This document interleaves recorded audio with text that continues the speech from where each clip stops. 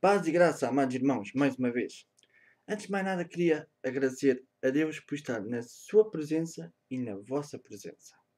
Senhor e Pai, obrigado por este momento na tua presença e na presença dos meus amados nos teus amados filhos e meus irmãos. Pai, peço que continues connosco e que nos ajudes a ser mais ti e a fazer a tua vontade e não a nossa. Ajuda-nos também, Pai, a seguir o que tu queres que nós, a seguir o caminho do teu coração, a fazer o que tu queres que nós façamos. Oh Pai, peço que continues connosco. Ajuda-nos a ser mais como tu queres que nós sejamos.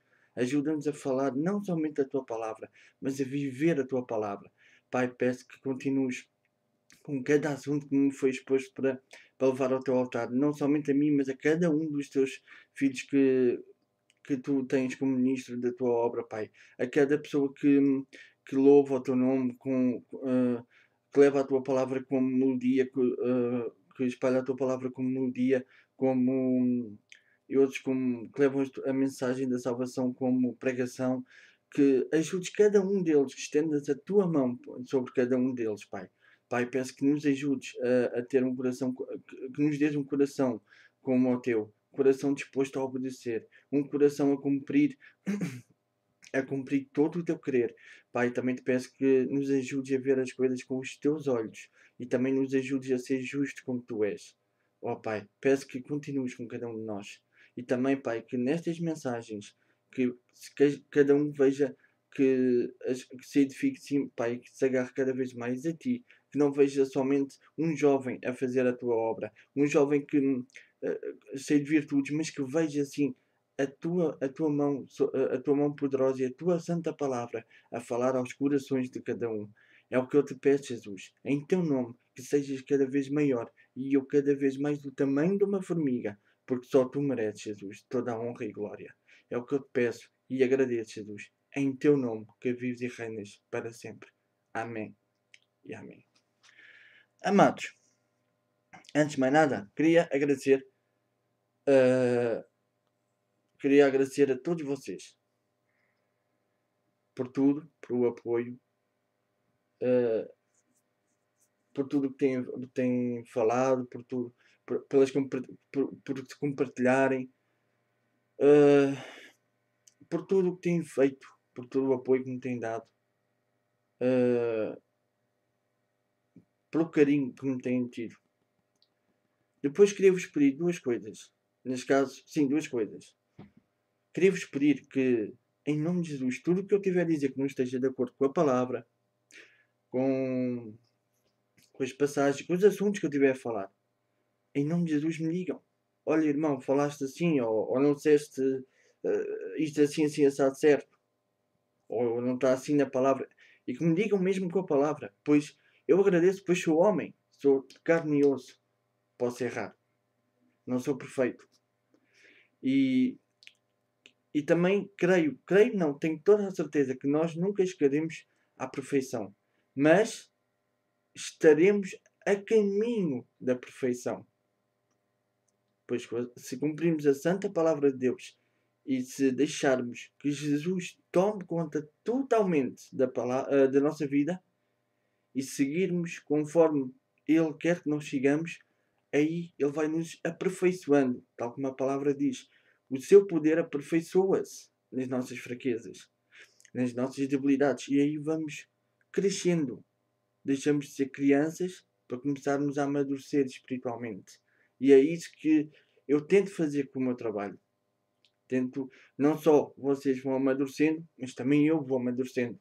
Também eu, como o meu professor, um dos professores, vai me ensinando como devo fazer, também vou aprendendo com isto. Também queria vos pedir, amados, que nas vossas orações se lembrassem de dois assuntos. Primeiro, de Israel e de Jerusalém. E depois, este é um assunto para mim, o, tem todo o prazer, o gosto, como também se calhar já viram num Facebook meu, mas é uma meta.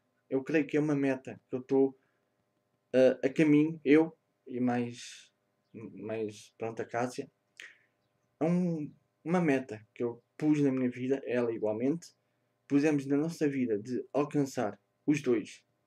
se for da vontade do Senhor, claro.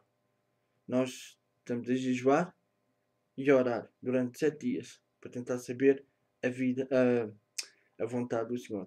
Pois eu peço-vos, não vos peço para, se quiserem, claro, jejuarem e orarem também por 7 dias ou mais por nós, agradecemos. Mas se quiserem fazer só orarem por nós, peço-vos que orem e peço-vos que nos ajudem em oração. E queria então começar. Temos estado a falar, já falámos de reunião, a Assembleia,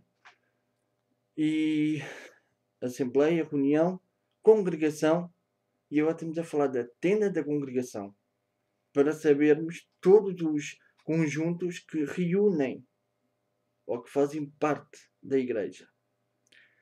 E vamos ver o que podemos aprender. Muitos, calhar, dizem que já sabem, muito bem, mas é bom sempre relembrar as coisas para que nós pensemos, porque muitas vezes nós vimos irmãos a falar no meio do culto, ou isto ou aquilo, e isto não deve acontecer. Devemos esperar para o fim, pelo início e etc. Agora, queria ler então, como eu costumo fazer, tenda da congregação, tenda aonde ia todo aquele que buscava o Senhor. Amados, queria ler convosco uma passagem que se encontra em Êxodo 13. Êxodo 13. E diz assim a santa palavra de Deus. Êxodo 18, 13. Foi isso que eu disse? Foi. Êxodo 18, 13. Que diz assim: no dia seguinte, assentou-se Moisés para julgar o povo. E o povo estava em pé diante de Moisés, desde a manhã até a tarde. Amados, aqui podemos ver uma coisa. Não somente o povo se levantava, tirava um tempo para ir à casa do Senhor e levar, entre aspas, as suas queixas.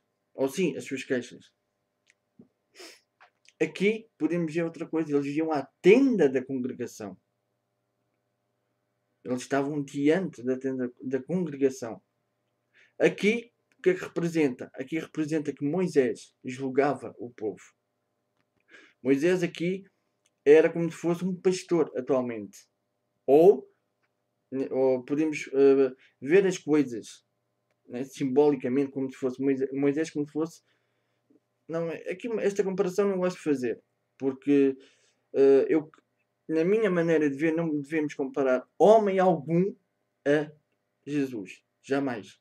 Porque não há homem nenhum comparável a Jesus. Mas pronto. Mas alguém que Jesus pôs, neste caso, naquela altura, à frente do povo. Neste caso, Moisés. E então, Moisés tentava manter o equilíbrio e manter a paz do povo. Ou seja, então aqui não era só para ir buscar a Deus, mas sim também para buscar conselhos, ajuda. Podemos aqui ver outra coisa. O pastor aqui tem esta função. A função de ajudar. Tentar manter o equilíbrio entre o rebanho de Deus e, se for preciso, repreender. Não é julgar, como aqui está. Aqui era antigamente. Aqui era como o povo judeu ainda vê. Como eles lá têm a Torá, pronto, ou o Pentateuco, como nós conhecemos. São os 5 primeiros livros da Bíblia, que é a lei de Moisés deles. Aí, pronto. Mas nós aqui vemos as coisas de outra maneira. Aqui vemos que o que eu entendo aqui é que Moisés, ou seja, um pastor atual, tem como função de tentar manter as coisas equilibradas. Não mais alto ou mais baixo, mas tentar manter as coisas equilibradas. Se uma ovelha está mal, isso não quer falar, mas tentar ajudá-la, tentar, olha, anda cá, o que é que tu tens? Fala-me. Mesmo que ela não queira falar, mas tentar ajudá-la. Tentar ver o que se passa. Aqui podemos ver que, como podemos ver, o pastor é o líder. O pastor é aquele que mantém ou tenta manter a igreja unida. O pastor é aquele que tenta, se houver dois irmãos, como aqui víamos muitas vezes, e se formos a ver aqui no livro das leis, do Êxodo, Levítico, Números, Deuteronômio, podemos ver que quando havia muitas relígias, havia outros juízes abaixo de Moisés. Mas quando eram outros casos maiores, ou quando não se entendiam, os outros juízes pegavam e levavam a Moisés. E Moisés tentava manter a ordem. O pastor de hoje em dia, ou os pastores, digamos assim, de hoje em dia, ou líderes, são equivalentes, claro, não aquilo que Moisés fez, pronto, mas tentava fazer. Ele punha-se à parte, ou quando se punha à parte para buscar a direção de Deus, para que Deus falasse com ele e saber o que ele queria, ou quando ele pedia a direção a Deus, para que Deus falasse com ele, saber o que é que Deus queria, ou que Deus achava melhor para o povo, aí o pastor era o que fazia. E hoje é o que os pastores devem fazer e fazem. Agora, os que não fizerem, aí é com eles. Mas aqui podemos dizer que Moisés era o que fazia. Quando ele... É claro que ele também, quando ele estava sozinho, antes de seu sogro dar o conselho, né? Antes de Jetro lhe dar o conselho, houve uma altura que Moisés se sentiu completamente escutado. Era muita gente para um pastor só. Ou seja, muita ovelha para um pastor só. Mas mesmo assim, ele tentou reconciliar. Mas quando não dava, aí Jetro falou com ele e ele pôs pastores, digamos assim, para cada situação. E é o que os pastores de hoje em dia, se formos a ver, fazem. Por exemplo, abrem uma casa, ou uma casa de oração, ou uma igreja, e metem, ou tentam arranjar meio de pôr um pastor ali. E assim sucessivamente. Hoje em dia é quase igual, só que quer dizer que não é julgar, mas sim tentar ajudar as ovelhas. Mesmo que uma ovelha seja fechada, a minha opinião, eu sou assim. Mesmo que às vezes as ovelhas sejam um bocadinho, como é que é de explicar? Um bocado ingratas, mas isso é uma parte. Mas a minha opinião é, vemos uma ovelha que está assim um bocado em baixo, mesmo que ela não queira falar, mas como já me disseram, mas mesmo eu próprio penso que o pastor tem como função de ter com a ovelha, ou quando a ovelha não vai à igreja, tentar telefonar, olha, então mas porquê é que não vens? O que é que se passa? Olha, vamos beber um café, vamos ver o que é que se passa, vamos falar, o que é que tu tens? Acho que este é o papel do pastor. Ou quando há uma rixa entre duas ovelhas, neste caso entre dois irmãos, tentar ver o que é que se passa. Quando um e outro não se falam, tentar ver, olha, então, mas porquê é que não falas com aquele? Ou vice-versa. Porque ele não anda-se a meter na minha vida e não sei o quê e abusou demais. Mas isso também não. E o pastor aí, está bem, tudo bem, ele aí fez mal. Mas acho que vocês devem dialogar e ver o que é que se pode passar, o que é que se pode resolver, ou o que é que se pode. O que é que se pode fazer para que isso não volte a acontecer. Porque isso vai fazer com que vocês, não sendo unidos, o inimigo pode vir e meter-se no vosso caminho ou na vossa vida e começar a destruir áreas e áreas e áreas e áreas e áreas e assim sucessivamente. Tentar manter o povo unido. Isto é a minha opinião. Aqui podemos ver como aqui nos mostra a palavra que Moisés se sentava e o povo ia para julgar. Julgar não creio que seja só chegar, como se calhar muita gente pensa, chegar e condenar. Não. O juiz tem como função, além que hoje em dia os juízes, mas pronto, os juízes hoje em dia são um bocado, né? A lei humana é o que é, mas tirando isso, o juiz, naquela altura, na minha maneira de ver, e fomos a ver os juízes da palavra, os juízes bons, têm como função ver e ver o que está mal e tentar ser o mais justo possível. Não vamos mais longe. Salomão para ver a coisa certa das duas mulheres, ele pegou na espada e disse que ia cortar a criança ao meio. A mãe estava a mentir, a dizer que o filho era dela, disse: olha, dividiu ao meio. Mas a verdadeira disse: não, entrega a ela. E aí Salomão viu, não, a que queria permanecer com ele vivo e dar à outra, ela é a verdadeira mãe. Porque permaneceu com a criança viva e queria dar agora à outra que nem se importava de cortar dividir o menino e dar a cada um a sua parte. Essa não é a mãe dele. E assim hoje somos nós. Se nós tivermos que ver as coisas e vermos as coisas pelo lado justo das coisas, temos que ver assim dessa maneira. Não quer dizer que seja assim dessa maneira, mas temos que usar a astúcia. Jesus disse: sejam prudentes como a serpente. Salomão foi prudente nesse assunto. E é assim que devemos ser justos, ver as coisas dessa maneira. Não quer dizer assim, né? Mas simbolicamente agora falei para podermos ver.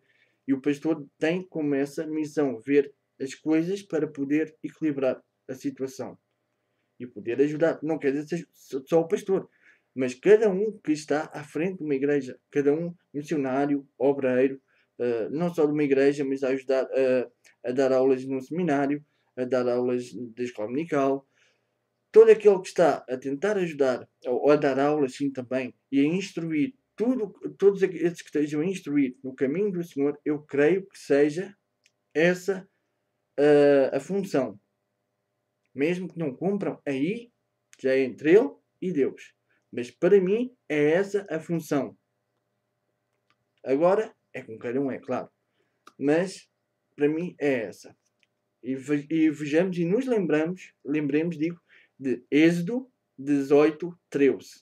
E nunca nos esqueçamos desta parte.